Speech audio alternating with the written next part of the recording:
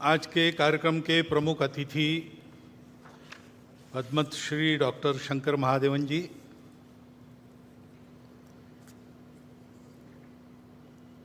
परम श्रद्धेय संतवृंद, माननीय सरकारवाह जी, विदर्भ प्रांत के माननीय संघचालक जी, नागपुर महानगर के माननीय संघचालक, माननीय सहसंघचालक जी, उपस्थित अन्य अधिकारीगण, नागरिक सज्जन, माता भगिनी तथा आत्मीय स्वयंसेवक बंधु, वास्तव में हमारे प्रमुख अतिथि जी ने जो बात अपने भाषण में कही, उसके अलावा और कुछ कहने की, सोचने की ज़रूरत नहीं है। वो अच्छे गायक भी है और अच्छे वक्ता भी है, ये आज पता चला है हमको, परंतु मुझे तो बोलना पड़ेगा। लिखित भाषण मेरा चला गया है मीडिया में, उसमें से बातें आएंगी, परंतु कुछ बातें आपके सामने यहाँ से रखना ये आवश्यक हो जाता है, इसलिए मैं रख रहा हूँ। ये बात सही है और हम सब उसका अनुभव कर रहे हैं कि प्रतिवर्ष भारतीयों का गौरव दुनिया में बढ़ रहा है। दानवता पर मानवता की पूर्ण विजय का ये जो विजय पर्व अपना विजयादशमी है, इस वर्ष की विजयादशमी में भी हम ये अनुभव कर रहे हैं। ऐसा अनुभव देने वाले कई प्रसंग हमने अभी अभी अनुभूति में हमारे लाए हैं। जैसे G20 की परिषद यहाँ पर हुई, वो तो प्रतिवर्ष होती है, लेकिन यहाँ पर हुई, उसके एक विशेषता रही। उस परिषद में हमारे भारतीयों के आतिथ्य की बड़ी प्रशंसा हुई, उसका पहली बार उन्होंने अनुभव किया। हमारे विविधता की सजी संस्कृति का गौरव उन्होंने अनुभव किया।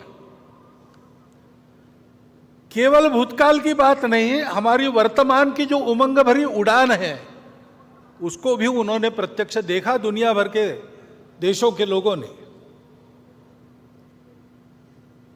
और हमारे मन की जो सद्भावना है, प्रामाणिक सद्भावना है, अफ्रीकन यूनियन को सदस्य बनाने में पहले ही दिन परिषद का घोषणा पत्र एक मत से कराने में, और हमारी राजनीतिक कुशलता भी उन्होंने देखी, हमारी प्रामाणिक सद्भावना भी उन्होंने देखी। विशेषकर आर्थिक विषयों पर केंद्रित जो परिषद होती थी, उसमें पहली बार वसुधैव कुटुंबकम की बात कही गई। महिलाओं के उन्नति की, महिलाओं के नेतृत्व की बात कही गई, और वो मानव केंद्रित बात हो गई। उसमें करुणा के ग्लोबलाइजेशन की बात भी यहां जो C20 हुआ था वहां रखी गई थी। ऐसा एक प्रसंग हमको एक झलक देके गया कि हमारा स्थान आज दुनिया में क्या बना है। हमारे नेतृत्व के कारण भारत का एक विशिष्ट स्थान दुनिया के अग्रणी देशों में बन गया। इसको हमने अनुभव किया। ऐसा अभिनंदनीय कार्य हमारे सामने हुआ है। और केवल उसी इसमें नहीं, हमारे खिलाड़ी भी इस बार आशियाई खेल हुए। 100 से अधिक, इस भाषण को लिखते तक 107 पदक, 28 स्वर्ण, रौप्य पदक 38 और 41 कांस्य हमारे खिलाड़ियों ने जीते। हमारा देश सब क्षेत्रों में आगे बढ़ रहा है, ये हम देख रहे हैं। आर्थिक स्थिति भी हमारी, हम 5वें नंबर पर 10वें से ऊपर उठकर आ गए इकोनॉमी में। डिजिटल टेक्नोलॉजी का हमने उपयोग किया गरीबों के कल्याण में, सारी योजनाएं नीचे तक पहुंची, उसके लाभ, ये सारी बातें हमने की। स्टार्टअप्स की क्रांति जैसे हो गई, सभी क्षेत्रों में, केवल टेक्नोलॉजी में नहीं, कृषि हो, स्पेस हो, डिफेंस हो, सर्वत्र यह बड़ा आनंद लगता है कि हाँ आगे बढ़ रहे हैं। और केवल भौतिक बातों में नहीं, ये वैश्विक प्रयोजन के सिद्ध करने वाले आदर्शों के आधार पर होती है। उनको हम देखते, उनका अनुकरण करते, तब आगे बढ़ते। हमारे संविधान के पृष्ठ पर जिनका चित्र है वो हमारे राष्ट्रीय आदर्श भगवान राम, उनके बाल स्वरूप का रामलला का वाले है 22 जनवरी को। उसमें सब लोग तो धीरे धीरे बाद में जाएंगे अपने अपनी, हम अपने अदा के प्रति को ध्यान में रखते हुए ऐसा आत्मीयता का, सर्वसमावेशकता का, समरसता का, प्रेम करने, ऐसे छोटे छोटे कार्य प्रसंग भारत का, और इसलिए ध्यान में आता है। शिक्षा देने वाले भगवान महावीर जी का 2550वां वर्ष हम संपन्न कर रहे। 50वां वर्ष हम संपन्न कर रहे। महर्षि दयानंद सरस्वती जिन्होंने अपने मूल की ओर खींचा और उसकी स्पष्ट और यथार्थ कल्पना दी, रूढ़ी कुरीतियों को बाजू रखकर वास्तविक अर्थ क्या है। ऐसे ही रानी दुर्गावती भारतीय महिलाओं की शक्ति, उद्यम, साहस, धैर्य, बुद्धि, शक्ति, पराक्रम, प्रशासकीय कुशलता, प्रजाहित दक्षता, इसका परिचय देने वाली उनका 500वां वर्ष, और साथ साथ भक्ति का परिचय देने वाली संत मीराबाई, इनका 550वां वर्ष। ये अभी हम संपन्न करने वाले हैं, आगे उनका वर्ष है। ऐसे ही अपने राजनीतिक प्रशासन की कुशलता के साथ साथ, प्रजाहित दक्षता के साथ साथ, जो अपने जीवन को सामाजिक विषमता के निर्मूलन के लिए लगा चुके, ऐसे कोल्हापुर के छत्रपति शाहू महाराज का, उनका भी 150वां जयंती वर्ष हम मना रहे। अभी अभी हमने संपन्न किया, तमिलनाडु में एक संत हो गए, वल्ललार जी, श्री रामलिंगम वल्ललार जी।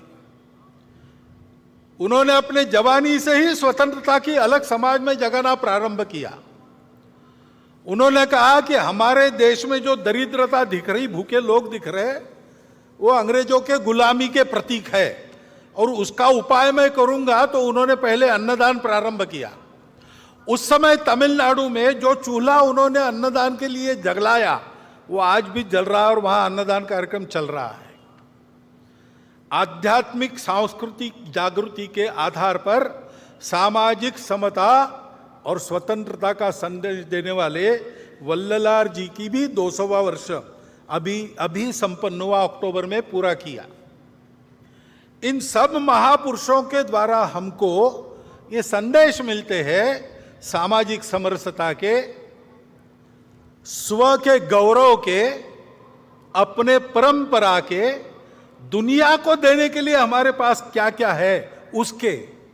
जैसे हमारे प्रमुख अतिथि जी ने उल्लेख किया, हमारे हर बात में हमारा स्व है, संगीत में है, अन्न में है, सारी बातों में है। उसको दुनिया को देने का समय आ गया है, और इसलिए उस स्व का गौरव धारण करके स्व के आधार पर देश का एक यशस्वी जीवन खड़ा करके बताना संपूर्ण दुनिया को, ये हमारा कर्तव्य बनता है।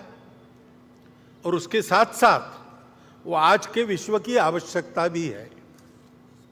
आज का विश्व 2000 साल सुख की खोज में अनेक प्रकार के प्रयोग करके थक गया, और वो कहता है कि हमको रास्ता चाहिए, क्योंकि विश्व में अनेक समस्याएं हैं जिनका हल उनको नहीं मिला।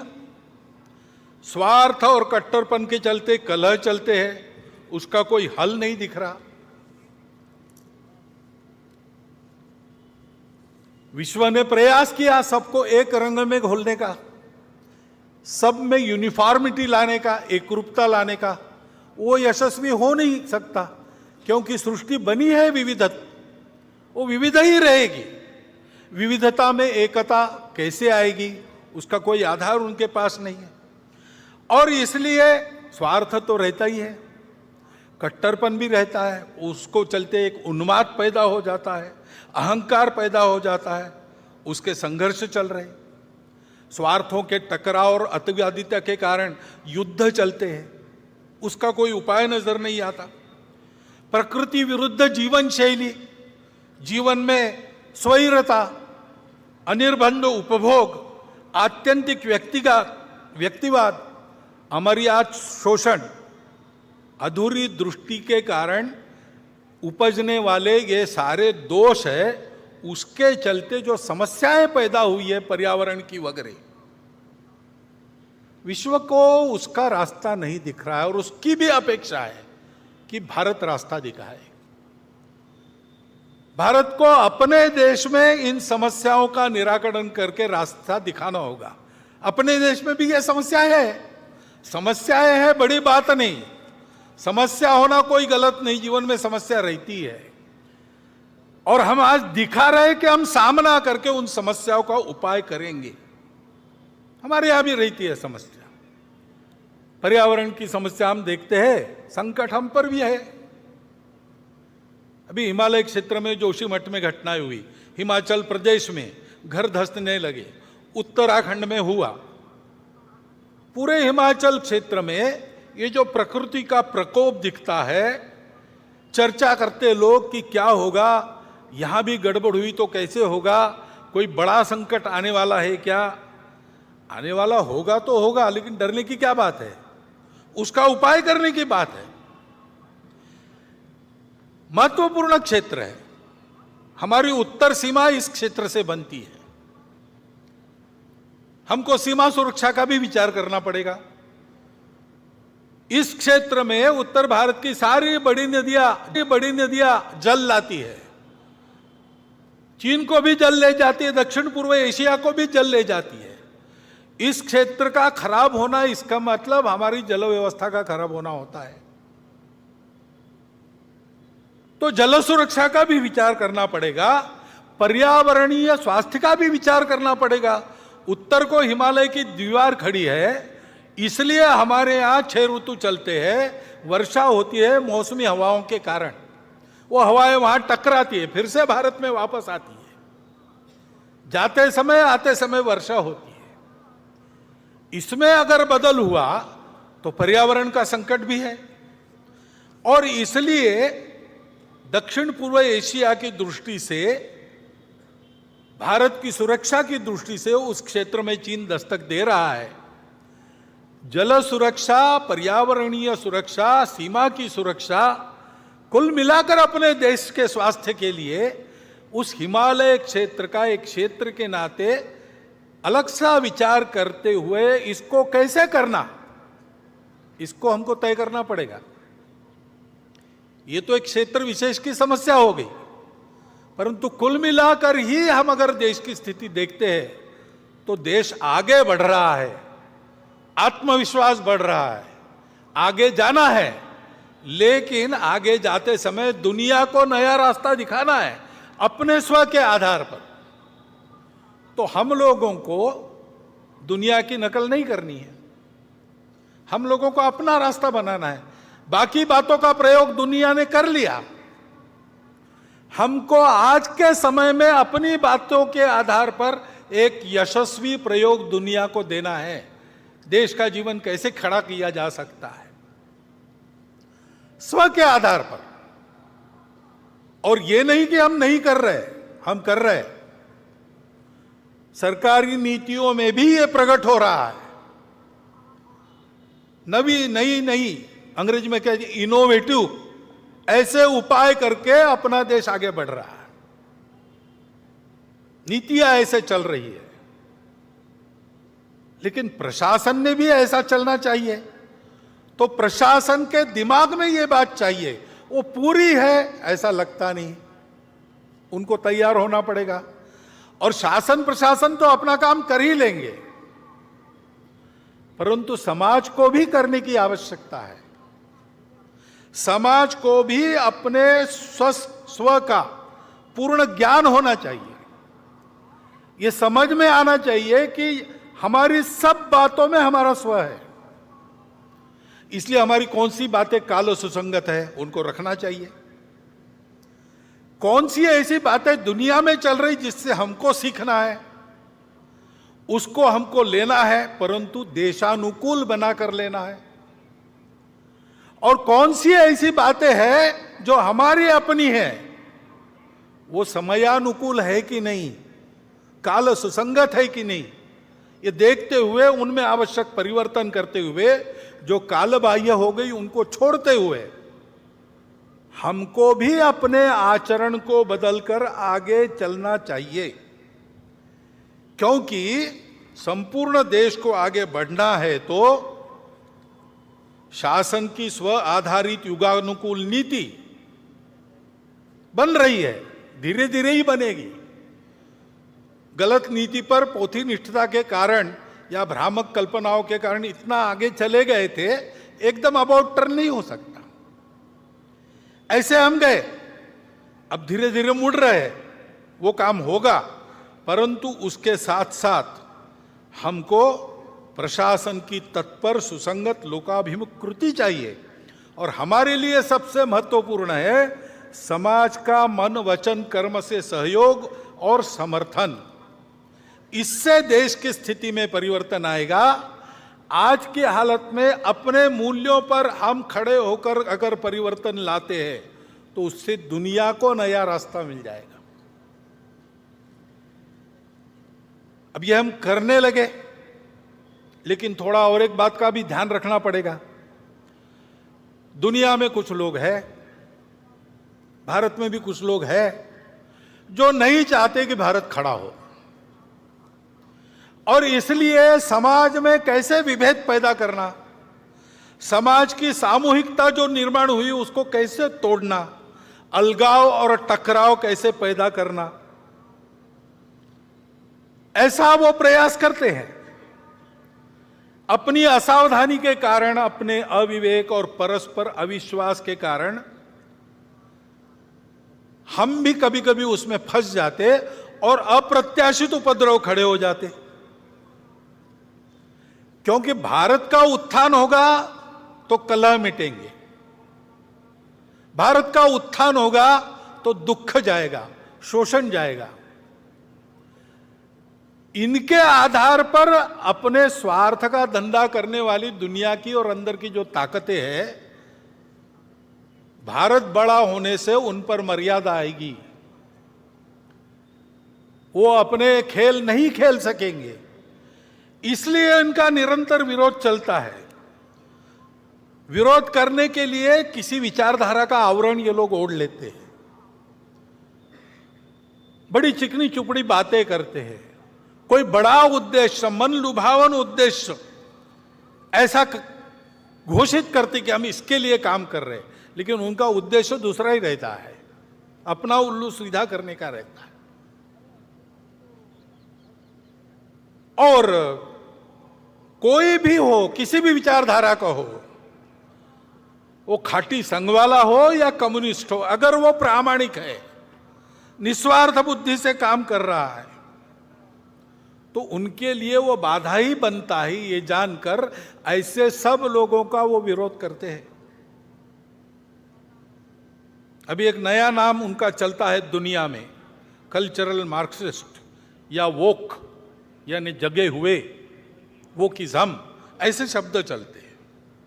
नाम तो मार्क्स का लेते हैं, लेकिन 1920 में ही उन्होंने समझा कि मार्क्स में ने जो भविष्यवाणी की वैसा होने वाला नहीं है, तो वैसा होने के नाम पर हमारे हाथ में पूरी दुनिया की पकड़ आ जाए, इसलिए तब से ही उन्होंने अपना उद्योग प्रारंभ किया है। इसलिए उसी समय उन्होंने मार्क्स की बातों को भुला दिया और आगे बढ़ रहे।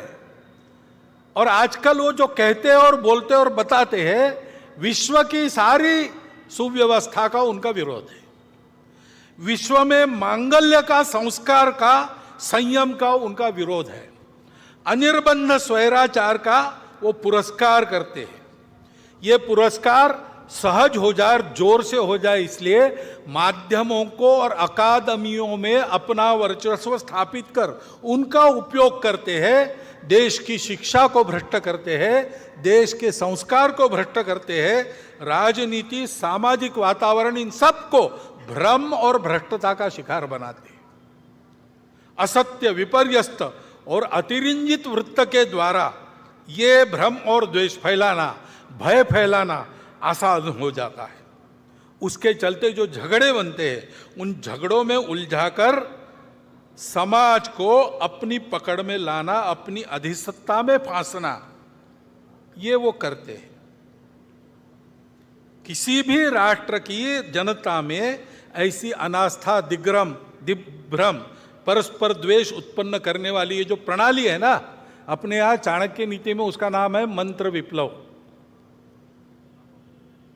विष से एक आदमी मरता है, बाणों से एक को ही मार सकते हैं, लेकिन मंत्र विप्लव से प्रजा सहित राजा का नाश होता है, ऐसी उक्ति है। ये इन लोगों से हमको ध्यान रखना पड़ेगा, बचना पड़ेगा। राजनीतिक स्वार्थों के लिए अपने प्रतिस्पर्धी को पराजित करने की जो उद्योग चलते हैं, उसमें इन शक्तियों के साथ गठबंधन करने का अविवेक भी चलता है। यह अपेक्षित नहीं है, लेकिन होता है। और समाज में अगर आत्मविस्मृति है, समाज में अगर अनेक प्रकार के भेद है, आपस में लड़ाई है, स्वार्थों की प्रतिस्पर्धा है, ईर्ष्या है, द्वेष है, तो फिर उनका काम आसान हो जाता है। और इसलिए इन आसुरी शक्ति को बल न बढ़े, ऐसा हमको देखना है। हम इधर उधर की घटनाएं देखते हैं तो ये सहज बात ध्यान में आती है कि ऐसा कुछ है। अभी मणिपुर की परिस्थिति को लेके अभी शांत हो रही है, लेकिन ये आपस में झगड़ा कैसे हुआ? बहुत वर्षों से वहां मणिपुरी मैतेई और मणिपुरी कुकी वो साथ में रहते हैं, अचानक कैसे झगड़ा हुआ? सीमा लगत क्षेत्र है वो भारत का, वहां पर ऐसा होना, वहां पर अलगाव की बातें खड़ी होना, वहां पर ऐसे आपस में झगड़े होना, इससे किसका फायदा है? बाहर की शक्तियों का भी फायदा है। बाहरी लोग थे क्या करने वाले? मजबूत सरकार है और तत्पर भी है। स्वयं गृह मंत्री वहां जाकर बैठे 3 दिन, और मिनिस्टर जाके वहां 15-15 दिन रहे, सारा प्रयास किया। वहां की सरकार चाहती नहीं, देश की सरकार प्रतिबद्ध है। ऐसे होकर भी चलता रहा, क्योंकि शांति का प्रयास होता है और सफल हो रहा, ऐसा देखते देखते ही कोई हादसा करवा दो तो फिर से दूरी बढ़ती है, फिर से द्वेष बढ़ता है। ये करने वालों के पीछे कौन थे? ये गुस्सा भड़काने वाले लोग कौन थे? ये हम देखते हैं तो ध्यान में आता है कि इसमें ये हो नहीं रहा है, ये कराया जा रहा है। और इसलिए बहुत काम करना पड़ेगा, बहुआयामात्मक काम करना पड़ेगा। वहां लोगों के मन टूट गए। केवल शांति का प्रश्न नहीं, अब समाज को जोड़ने का भी प्रश्न है। संघ के स्वयंसेवक पहले से अंत तक वही करते रहे, आज भी कर रहे हैं। सबकी सेवा कर रहे हैं, समदृष्टि से सबको देख रहे हैं, सबके पास जा रहे हैं, सबसे बात कर रहे हैं शांति रखने की। और ऐसी परिस्थिति में भी समाज में टूटन पैदा न हो, इसके लिए उस परिस्थिति में भी अपनी जान हथेली पर रखकर काम कर रहे हैं। स्वयं को उस उकसावे में, उस भड़काने वाली परिस्थिति में दिमाग पर बर्फ रखकर उन्होंने काम किया है। हमको उन स्वयंसेवकों पर गर्व है, जैसा काम उन्होंने मणिपुर में किया। इतना बड़ा काम उन्होंने किया है। उनके कार्यों पर और उन स्वयंसेवकों पर, दोनों पर हमको गर्व है। लेकिन वहां सबको काम करना पड़ेगा।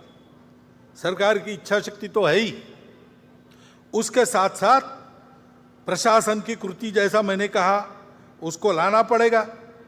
सक्रियता, कुशलता दिखानी पड़ेगी। अविश्वास को, खाई को पाटने में प्रबुद्ध नेतृत्व को भी वहां के भूमिका बनानी पड़ेगी। लंबा काम करना पड़ेगा। ऐसी अनेक घटनाएं हम देखते हैं। इसका उत्तर क्या है? उसका उत्तर यही है, परस्पर टीका टिप्पणी में न उलझते हुए हमको एकता की ओर बढ़ना पड़ेगा। हर परिस्थिति में यह एकता का भान समाज के विवेक को जागरूक रखता है। चंगुलों में समाज फंसता नहीं, षड्यंत्रों के अधीन नहीं होता। उसका कारण यह एकता ही है। संविधान में इसी एकता को, एकात्मता को एक मार्गदर्शक तत्व के नाते उद्धृत किया है। डॉक्टर अंबेडकर साहब ने संविधान संसद में देते समय जो 2 भाषण किए हैं, उन भाषणों को हम ध्यान से पढ़ते हैं तो हमको ध्यान में आता है कि उसमें भी यही संदेश है बंधुभाव का। उसको कैसे लाना? दुनिया को देखते हैं तो दुनिया के देशों ने कुछ मानव निर्मित आधार खोजे एकता के। कहीं पर एक रिलीजन आधार बना, कहीं पर एक भाषा आधार बनी, कहीं पर समान आर्थिक हित आधार बने, जिसके आधार पर और उन्होंने एकता लाई। लेकिन ध्यान में आता है कि आधार टिकाऊ नहीं है और वो देश, उसमें बहुत ज्यादा विविधता नहीं है। उन देशों को यह समझ में नहीं आता है कि भारत में इतनी भाषाएं, इतने पंथ संप्रदाय, इतने खान पान रीति रिवाज, इतने दूर दूर के अलग अलग भौगोलिक परिस्थिति वाले प्रांत होने के बाद भी सदियों से भारत एक होकर चल रहा है। उसका आधार क्या है? उनको समझ में नहीं आता। उनको आश्चर्यचकित करती है ये बात और उनको आकर्षित भी करती है। इसलिए वो लोग आते हैं भारत में, आकर कहीं ना कहीं ये बोल जाते हैं कि भारत से मनी सीखनी चाहिए, सारे दुनिया को उसकी जरूरत है, भारत सिखाएगा। इसका आधार क्या है?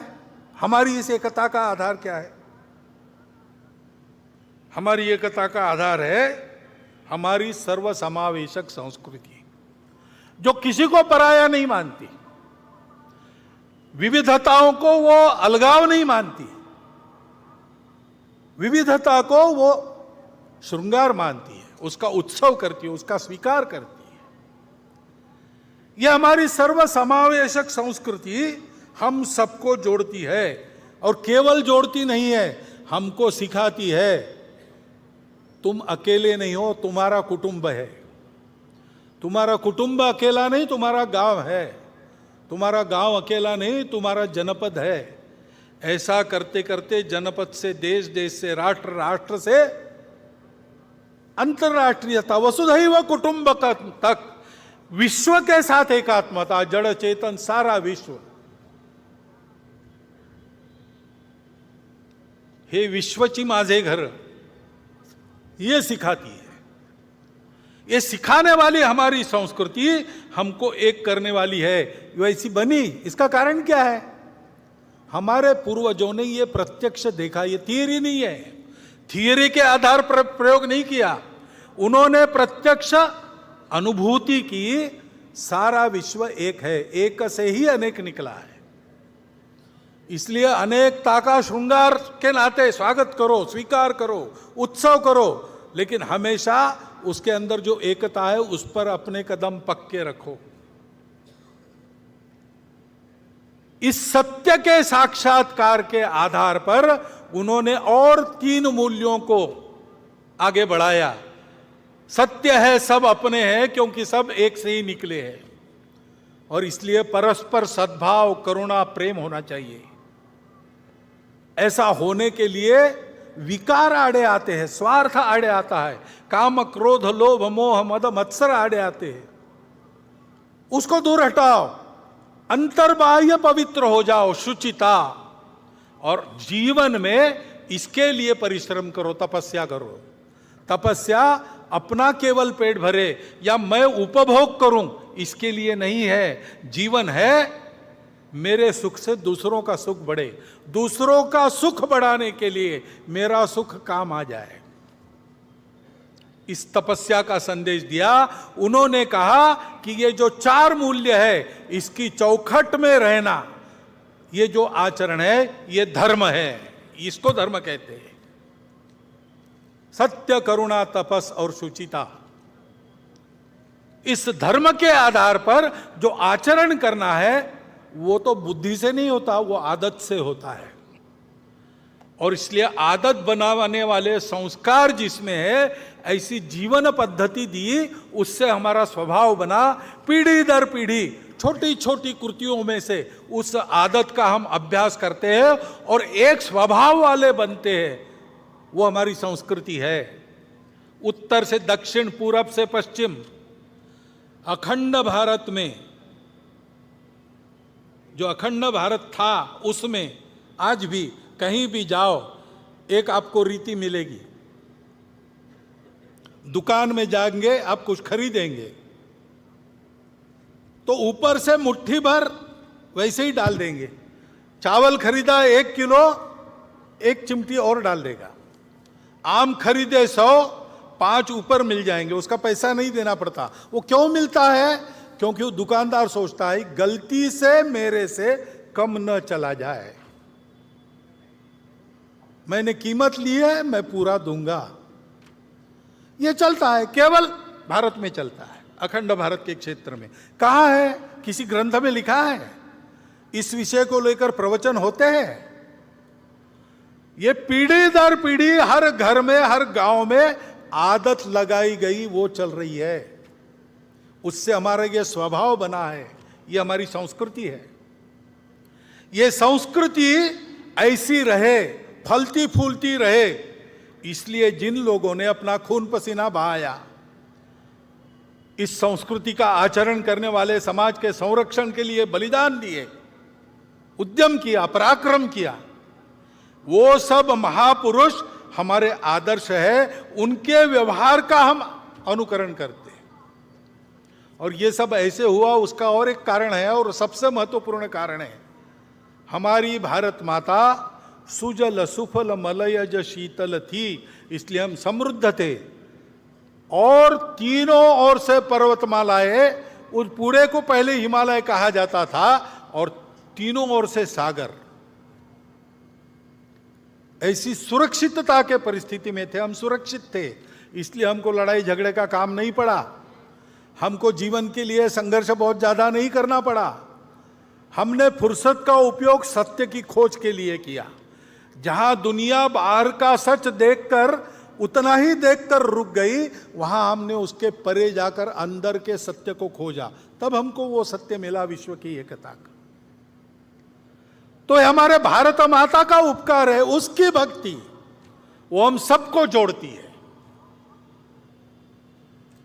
हम रहे ना या ना रहे, भारतीय रहना चाहिए। यह सब पर लागू है, सब जातियों पर लागू है, सब पंथ संप्रदायों पर लागू है। हमारे देश में इतने सारे पंथ संप्रदाय है पहले से, विदेशी आक्रांताओं के कारण और भी कुछ आ गए, चलो रह गए हमारे यहाँ। हम सर्वसमावेशक है, हम सबको स्वीकृत करते हैं, सबके लिए लागू है भारत माता की भक्ति।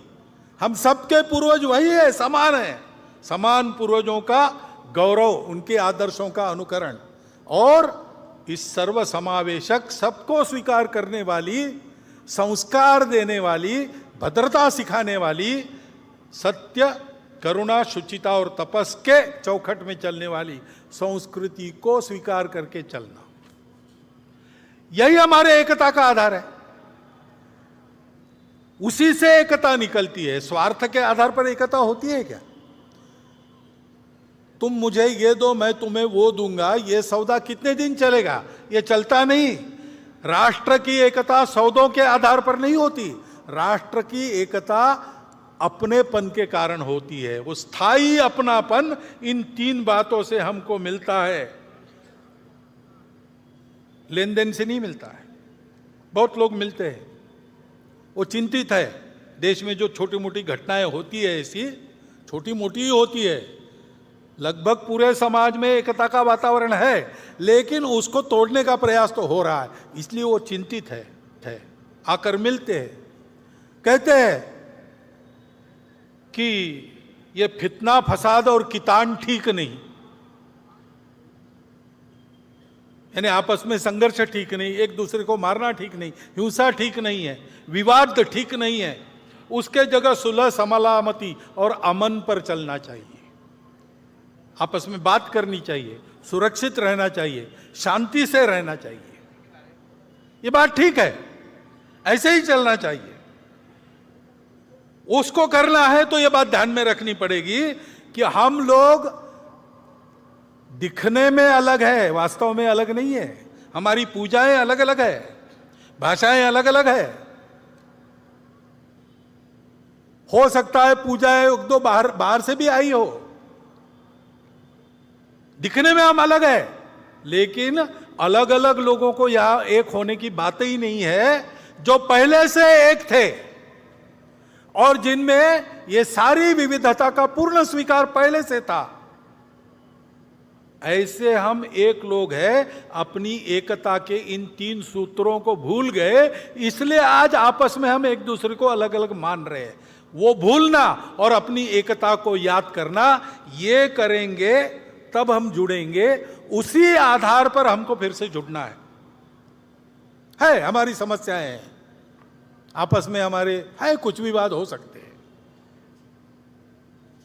विकास चल रहा है तो विकास में हमको कुछ चाहिए, ज्यादा चाहिए, मुझे चाहिए, यह स्पर्धा है।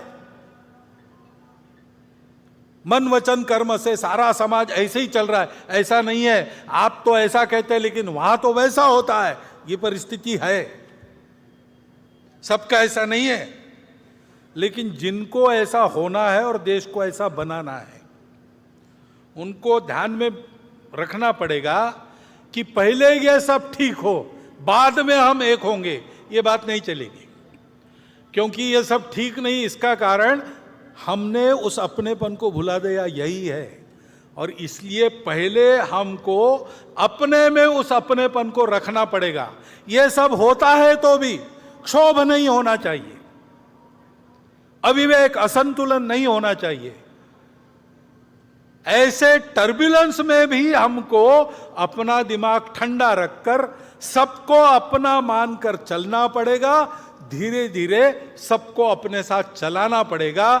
अपनेपन की दृष्टि आ गई तो उसके आधार पर इन सारी बातों के समाधान होंगे, अन्यथा दूसरा कोई समाधान नहीं। ये बातें उपायों से नहीं ठीक होती, व्यवस्थाओं से ठीक नहीं होती। ये मलम पट्टियां होती है जो कालांतर में निकल जाती, नए घाव भी बनते हैं, और घाव तो बहुत गहरे हैं। भारत विभाजन जैसी घटना का घाव बहुत गहरा है। लंबी परंपरा चली अपनी, जो संघर्ष की, उसके चलते मन में एक दूसरे के प्रति कितना अविश्वास है, उसके चलते बातें भी होती है, उल जलुल बातें होती है, धमकाने की बातें होती है, चैलेंज देने की बातें होती है। यह सब हो रहा है, लेकिन उसमें हमको ठंडे दिमाग से आगे चलना पड़ेगा। इस दृष्टि को जानना पड़ेगा, उस दृष्टि का प्रचार प्रसार इस परिस्थिति के ना पड़ेगा, तब एकता आएगी, तब ये सारे सवाल ठीक हो जाएंगे। और इसलिए इस परिस्थिति के चलते ये समझना चाहिए, समस्या सबकी है। कौन विकास नहीं चाहता और किसकी दौड़ नहीं है अपने विकास के लिए। देश के अपने मर्यादित संसाधनों पर 140-42 करोड़ की जनसंख्या, उन सबका अधिकार है, तो स्पर्धा तो रहेगी। तो हमको मिला, उनको नहीं मिला, मुझे नहीं मिला, उसको मिला, ये समस्याएं सबकी समस्याएं हैं। सबको जल्दी है सब ठीक हो, परंतु ये सारी समस्या है, उनके कारण हम पर अन्याय हो रहा है, हमको अलग किया जा रहा है। ये विक्टिमहुड की मानसिकता है, उसके अधीन होने से काम नहीं चलेगा। कोई विक्टिम नहीं है, एक परिस्थिति है जिसमें से हमको गुजर के सबका भला करना है, हमारा भी हो सबका हो। सबके साथ हम हैं, पूरा समाज ठीक होगा, हम भी ठीक हो जाएंगे उसके साथ। मैं ठीक होऊंगा और बाकी समाज वैसे ही रहेगा, ये चलेगा नहीं। ये समझ के चलना पड़ेगा। एक दूसरे के प्रति जो अविश्वास है उससे बाहर आकर चलना पड़ेगा। और ध्यान में रखना पड़ेगा कि राजनीति अपने देश में स्पर्धा पर चलती है।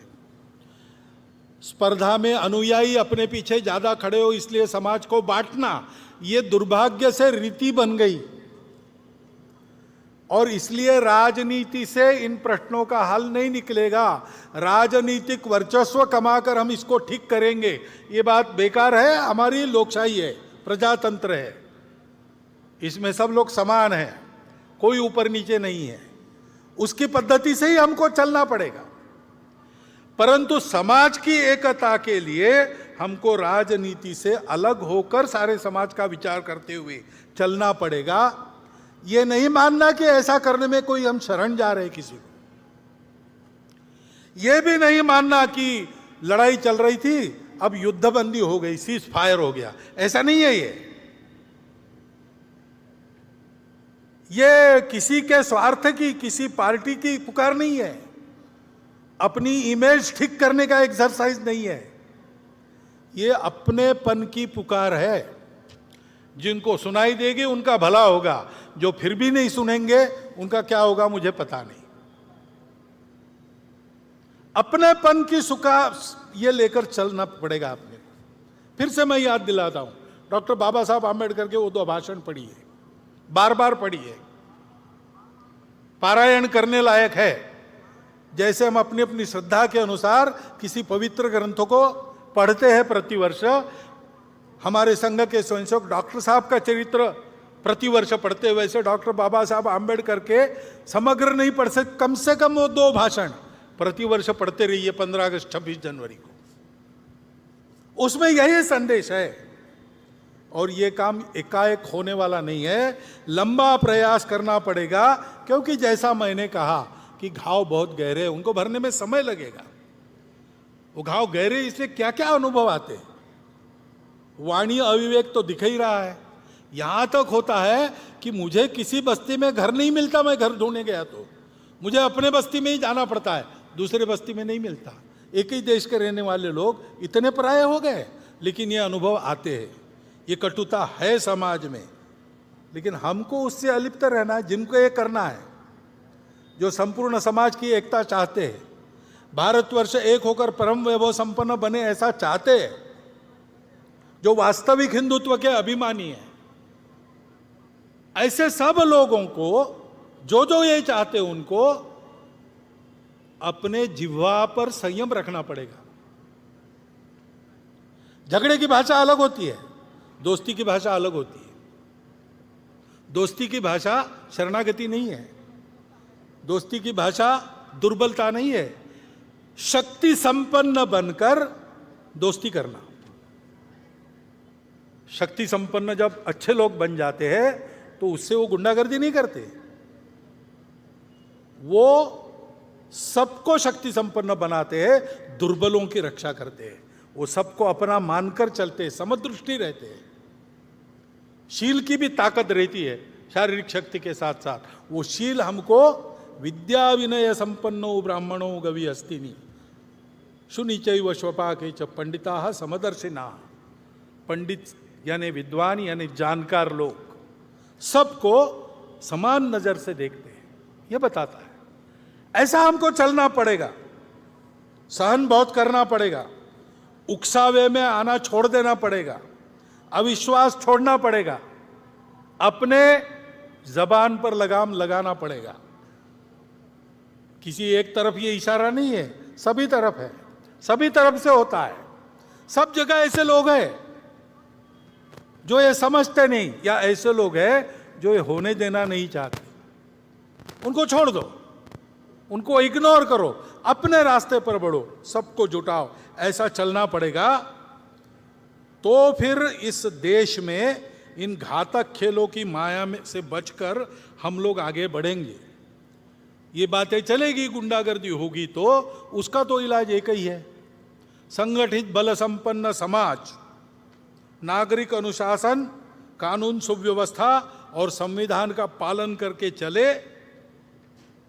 इस गुंडागर्दी के प्रतिकार में शासन प्रशासन का सहयोगी बन के चले, यही उसका उपाय है।